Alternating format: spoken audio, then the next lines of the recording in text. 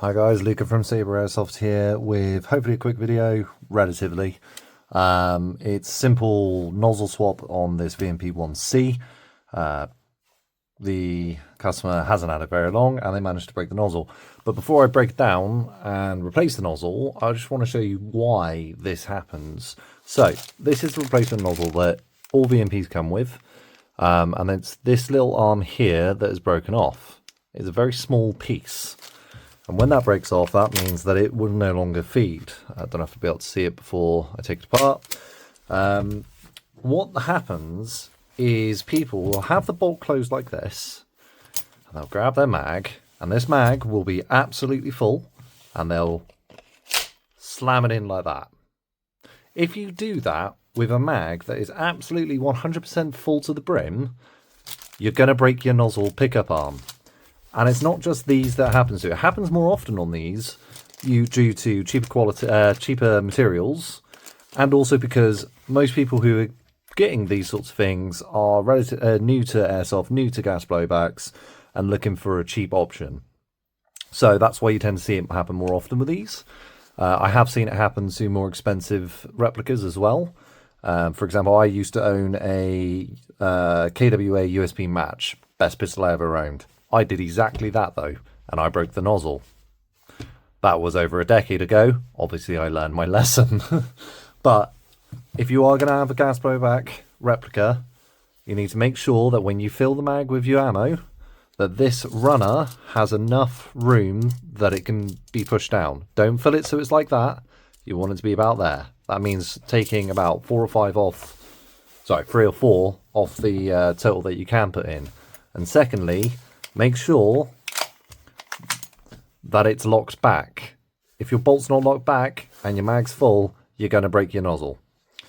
Simple as that. Right, let's get this repair done, shall we? VMP1's pretty straightforward. You are going to need some to remove a couple of pins and roll pins though, which if you haven't got the right tools, you're not going to have a lot of fun doing. So, take the upper off. We have a screw in here.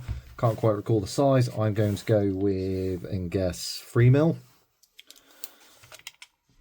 Yep, 3mm screw down here in the front. Just get a little bit better lighting here.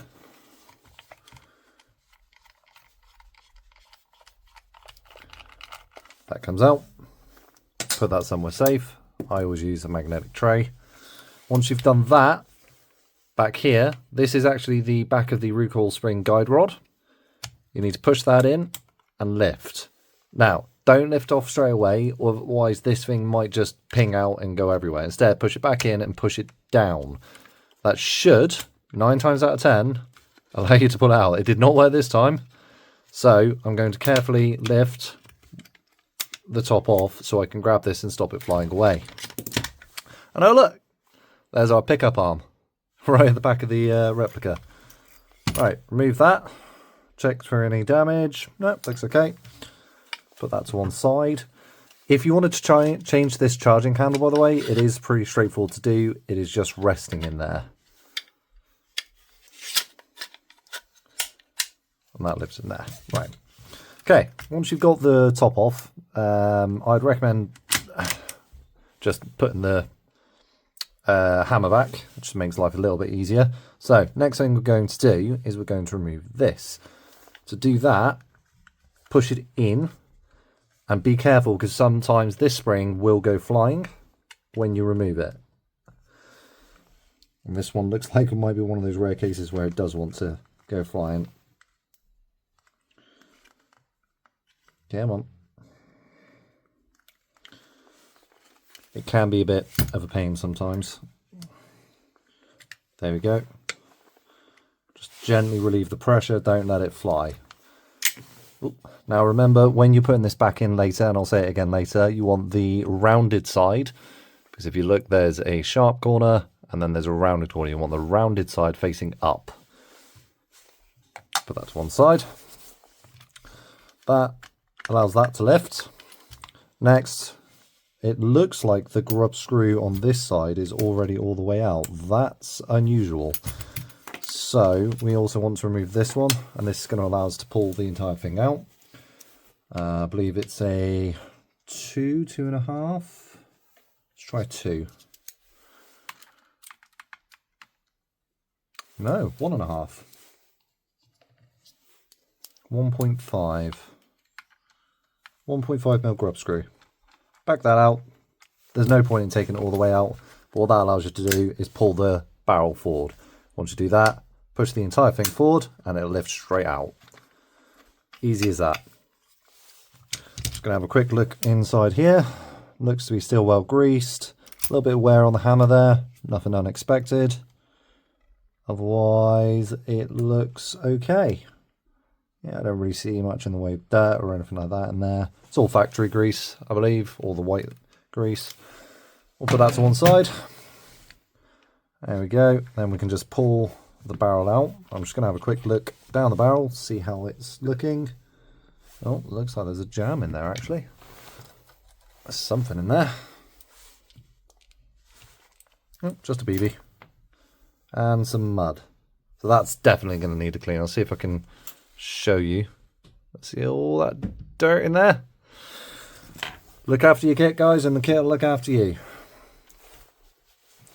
I've got the rod. I might as well do it now. We'll grab our patches.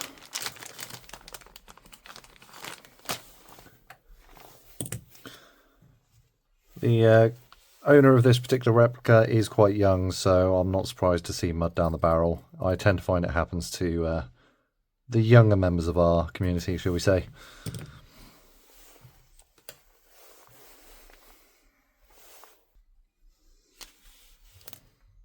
There we go. Now we've got a clean barrel. Happy days. Right, put that to one side, don't need that.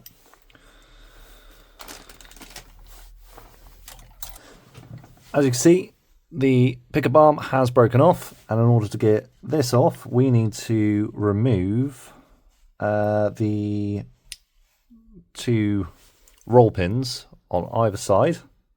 Not only do we need to remove that, we also need to remove this here, whose purpose I've never actually been able to determine why there's a little flappy doodad. So that is a small pin there. These are all very small pins, so what I'm going to use is my roll pin punch for all of them. And in fact, it's going to have to be the smallest one I've got. Teeny tiny little thing this is. So with the cross pin at the back here, you should be able to, if memory serves, just push it through. It might be stubborn. Yeah, it's being a bit stubborn. Is that? No, it's not. So as it's being stubborn, bench block. I'm going to use a lighter hammer for this bit. I didn't even notice there was a stick in that. Wow. Don't stick sticks down your barrels. Bad. If you've got a blockage, use appropriate tools, like the unjamming rod. If you don't have an unjamming rod, ask someone on site. Someone probably does. Can't recall if that's a nailed pin, so I'm going to try knocking it through the other direction. It is indeed a nailed pin. If you find that when you're knocking these through, knocking any pin through, it seems like it's taking way more effort than it should, it's probably a nailed pin. And in this case, looking down the barrel, you want to knock it from the right hand side, so the ejection port side, in order to remove it. There we go. Nailed pin. Now, I'm keeping my finger on this because there is a spring under tension. So I'm just going to gently lift that out. And there we go. Pop that in there. Let's give it another little wipe to get rid of some of this grease. And oil, that does love to build up. So, that's the one pin out. Now we've got to get the 2 roll pins out. And this is why roll pin punches are essential. This one is actually too small. So I'm going to go the next size up. You want it so that on a roll pin punch, the nib sits inside, but the actual pin rests on this shelf here.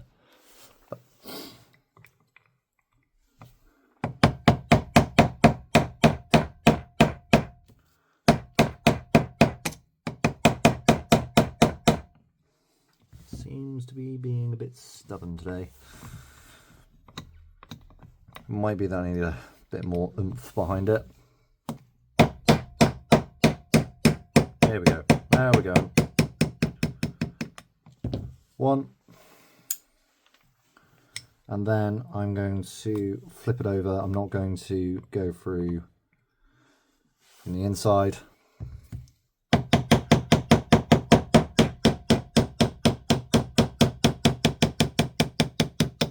There we go, and two. Once you've removed those two roll pins, you should be able to just lift out the nozzle or push it out. I can't quite recall. Let's push it out backwards. There we go. Might be a little stiff. Now, this is the part where a lot of people trip up as well. These two springs are very, very, very susceptible to being overstretched. Taking them off is easy. You just pull them to one side. I'm going to get a pair of tweezers for this. Just gently pull them off to one side, like so.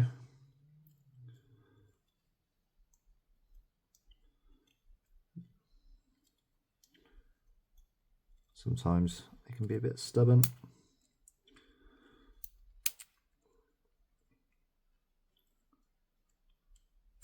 There we go. So they rest on these two tiny posts here. Just have a quick inspection of the piston head. That's okay. Give it a wipe.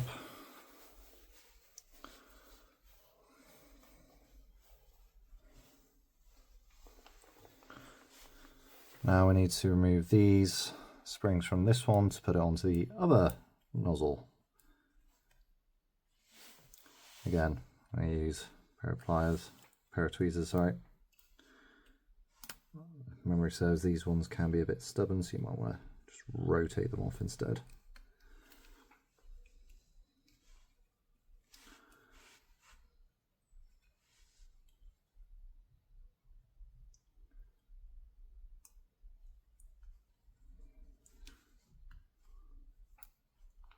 Okay, as you can see, I've already done a little bit of damage to it, but that should be fine. But that is just how easy it is. I put barely any force into that, and I've already bent that slightly out. Okay, I'll do the same with this one. Just going to use my nail this time. Just lift it off. There we go. Right, broken nozzle off to one side. New nozzle.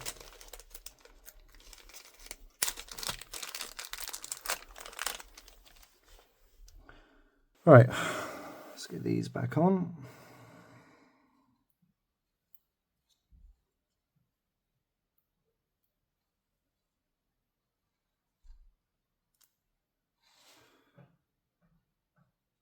They just slide on top there.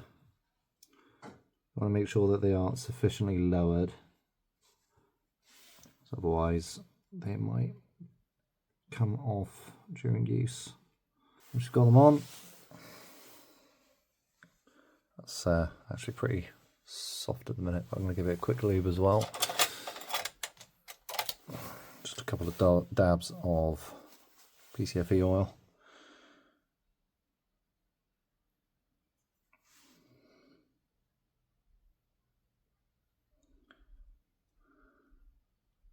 Most of anything that you put on here will get blown away during use, so there's no point in putting a huge amount on. And silicone, depends on what the material of the cup is, but silicone can degrade it, which is why common consensus is to not use silicone anymore. I'm not going to use my tweezers if I can avoid it. I'm just going to gently extend the spring over that post.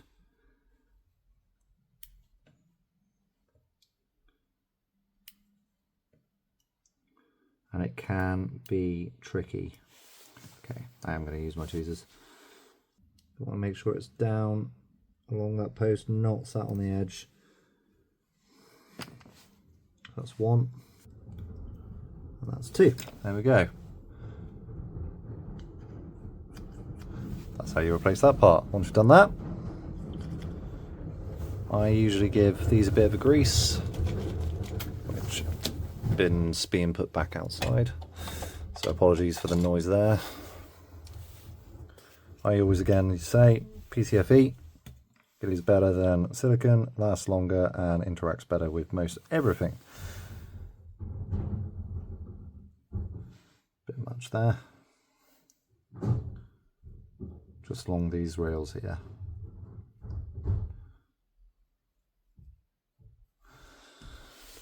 Well, I've got this, give this a clean.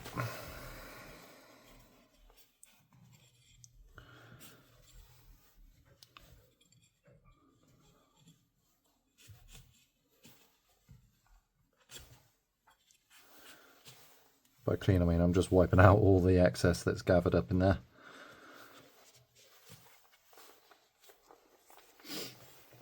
Again, I'm just going to give grease down the rails.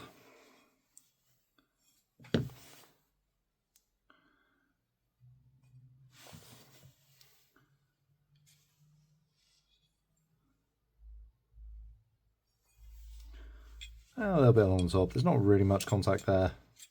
Doesn't hurt though. As long as it's only a thin layer, you'll be fine. Right, gonna need that again in a minute. So, put this back in.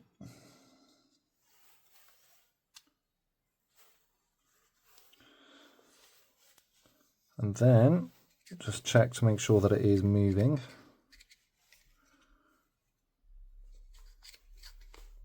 Which it's not currently.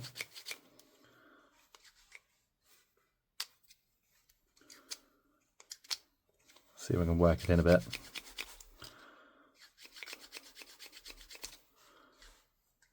Might need a bit of, where's it gone? Let's try a bit more of this underneath.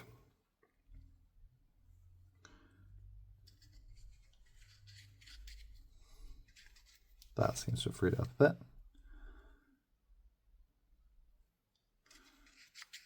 There we go. There we go, that's better. And that's why I'm checking it now before I put it all back together and discover that it's actually got issues because I didn't lubricate it enough. As I say though, the customer does use green gas, so it's going to be getting silicone oil in there regardless. So here comes the fun part, putting the roll pins back in, and I really do mean fun. And this time I'm going to do it slightly differently. I'm going to be coming in from, where am I? I'll put one in, and then I'll put this one in after I put the other Hoosier and What's It back in. So I'm going to do this from the top. I was going to do it slightly differently, but I'll do it from the top. This is where it becomes tricky because you need to make sure that one, you're using the correct tool. Made that mistake before. Just gently tap it in until it starts to go. You do not want to try and ham this back in because you're going to end up splitting the roll pin. Just gentle taps.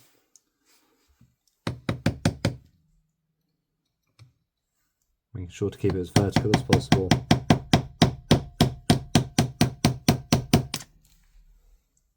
Nearly there.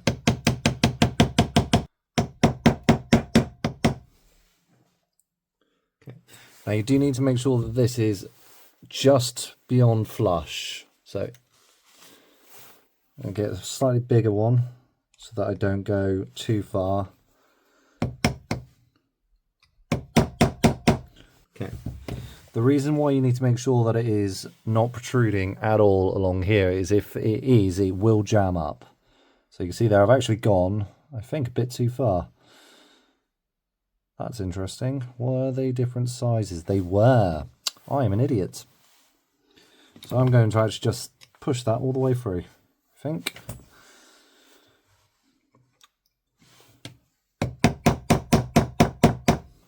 Don't know why I didn't notice earlier or remember, but they are two different sized roll pins. The bigger one goes on the bigger side. Duh. Everyone makes mistakes. That's why I do this unscripted. So, smaller one on the small side.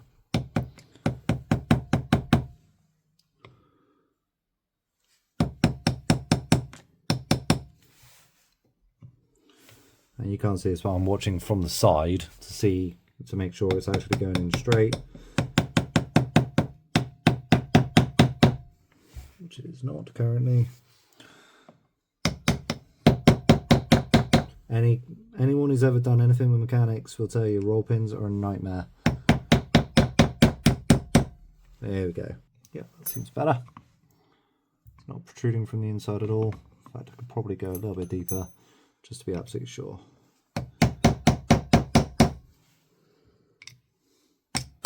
Ooh. Yeah, I've still got like a good little bit of travel there. I can knock it in a tiny bit further.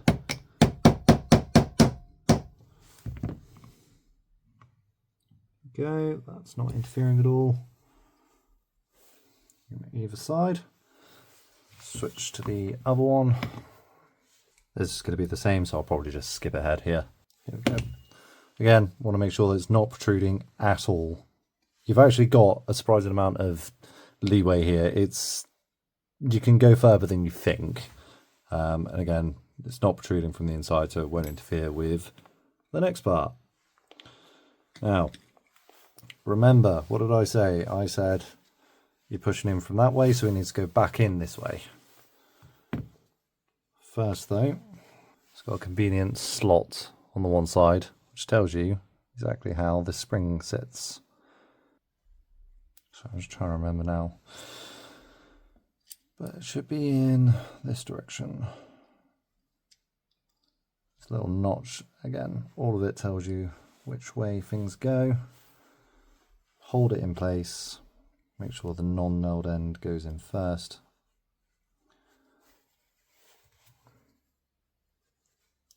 Just move it slightly to try and get it to align.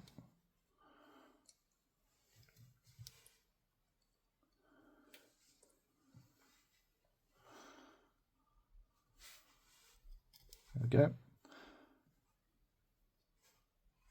Once you do get it aligned, it should go in pretty easily. Again, you want to make sure that is not protruding. It is currently. So I'm just going to tap it in slightly more. There we go. It's now sitting slightly below the surface on that side. Possibly a little too far. Just going to give it a slight nudge from this direction. I just want it to be just below the surface on either side, which it is now. There we go. Right, that is basically your nozzle replacement done. Now we just need to reassemble it. First, we are going to grease some key areas. Key areas, even. So, the bolt travels inside of this lock here. So I'm just going to grease that.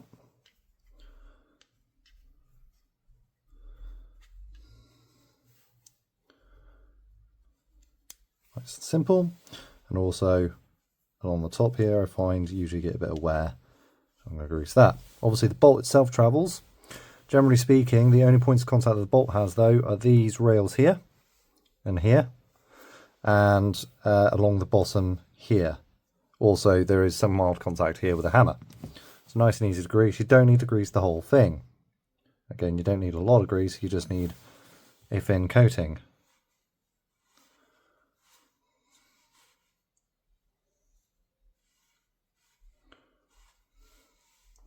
I would also say the camera makes it look like there's more. I have putting very little on and it is a very thin coating. Just reflects the light.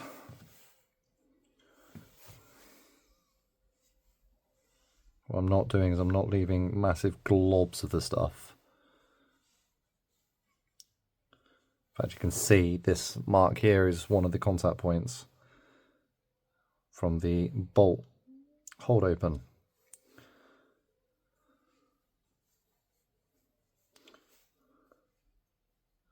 One of the places that is optional to grease, but I like to, is in here, which is where the recoil spring gathers when it's compresses. So I like to put some grease in there as well.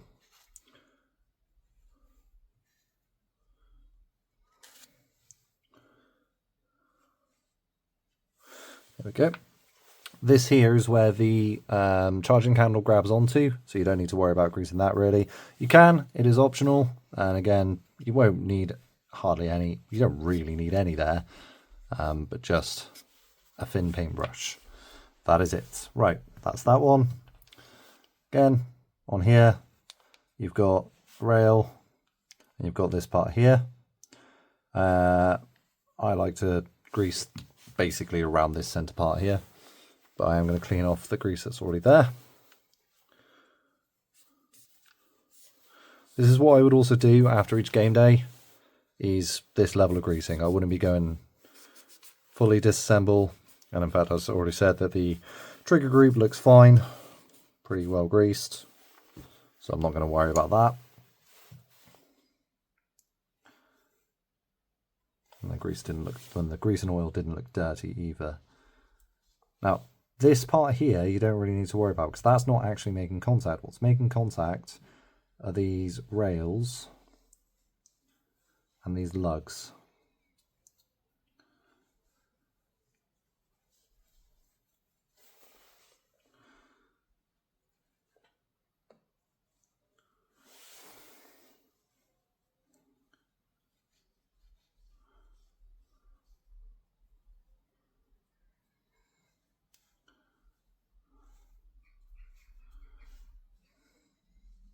A little bit too much there, I'm just going to spread that out.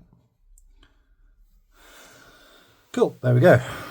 That is your greasing pretty much done. So next is reassembly.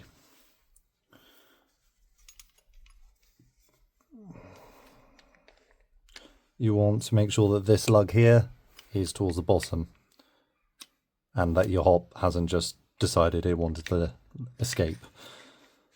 Just going to work it in. Double check that it's working. There's a bit of mud in there, isn't there? Well then, let's actually inspect that. No, it looks like it was just that one tiny spot. Okay. That's fine. Right, block. This does have a specific way to go. It is, if memory serves, with the grub screws to the front, not the rear, otherwise it won't go in. This is where the part that trips a lot of people up, is this part putting it back together. You get it to here, make sure that it's racked. Then on the inside, with everything pushed forward, there is, let's see if I can, this block here. You need to push this forward further than it would otherwise be. And it's quite surprising how far forward. And I always have a little bit of trouble myself, but basically you're looking to get beyond this part here of the bolt in order to drop it in. Once it's in, you should be able to rock it back. I just recalled. Make sure the barrel, I'm going to pull that back out for a second, goes in to this notch here. I'm just going to have a quick look at that because I recall a little bit of flashing there. Anyway, drop it in.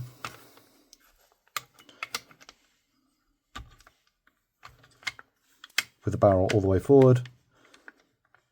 And you can start pushing that back. There we go. One slot in and then push this little block forward. And you should be able to put the bolt back. There we go. Right. Then push the barrel back. So that is now locked in there. Once you've done that, grub screws. You want to make sure these are evenly tightened, or as even as you can get them. These lock this stabilizing block onto the barrel.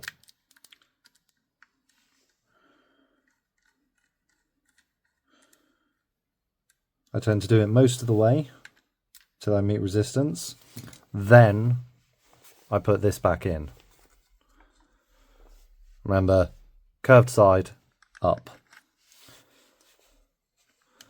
The reason I don't do them all the way up is because if I need to move the barrel in order to get this to go in,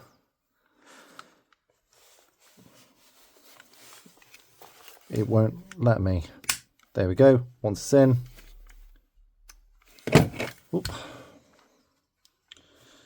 Need to rotate it. Screwdriver. I can't ever recall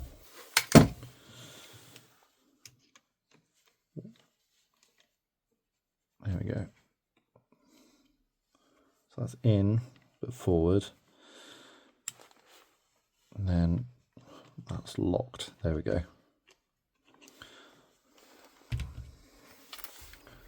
And that keeps it nice and stable in there. Right, now I can tighten up those grub screws more.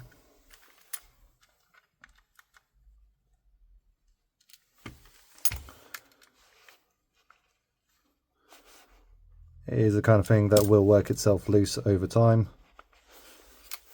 So you may want to consider using blue Loctite. Personally, I don't see the need. Next is recoil spring. I'm just going to give this a quick grease.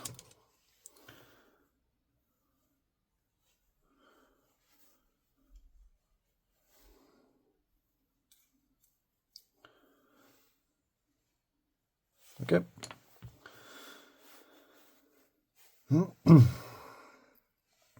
Spring on, spring in the back of the bolt.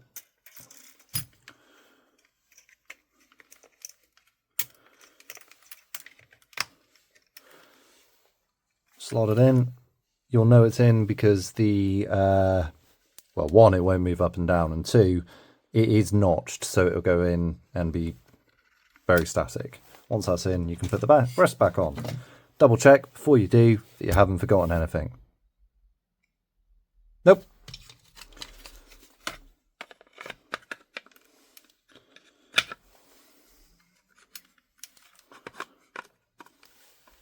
You will have to depress it in order to get the top cover back on. And then just move it until it pops out. Once it's popping out, you know it's in the right spot. Switch back to your 3mm.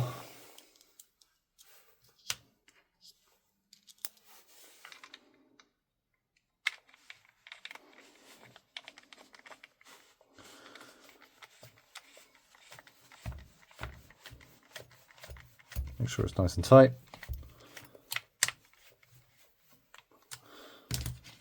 There we go. That's how you replace your nozzle. And just to give it a quick form function check. Feels nice and smooth. I'm just going to rack the bolt back, get some gas.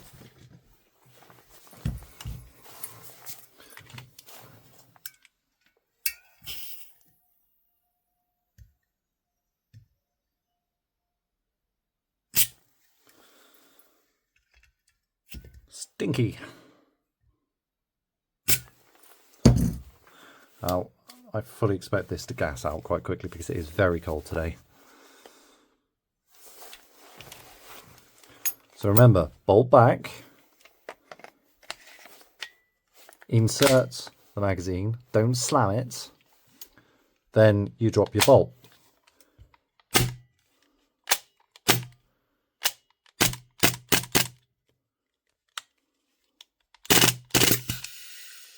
Yeah, as I said, very cold today.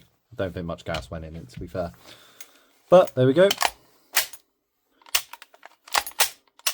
Seems to be working absolutely fine.